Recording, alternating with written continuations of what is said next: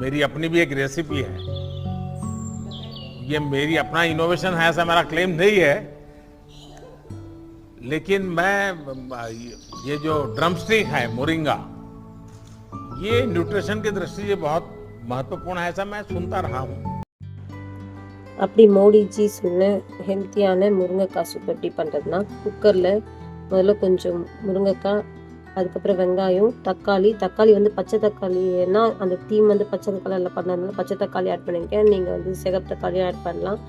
அப்புறம் கொஞ்சம் இஞ்சி, அதுக்கப்புறம் வந்து பச்சை பட்டாணி ஆட் பண்ணியிருக்கேன். அதை வந்து 3 விசில் விட்டு குக்கரில் வேக வச்சு மிக்சியில் அடித்து எடுத்து ஃபில்ட்ரு பண்ணியிருக்கேன். ஃபில்ட்ரு பண்ணதுக்கப்புறமா கொஞ்சம் லெமன் ஜூஸு, கொஞ்சம் பெப்பர் போட்டு திரும்ப கொஞ்சம் கொதிக்க வச்சு சூடாக குடித்தா சூப்பராக இருந்தது இந்த முருங்கைக்காய் சூப். நீங்களும் ட்ரை பண்ணி பாருங்கள்.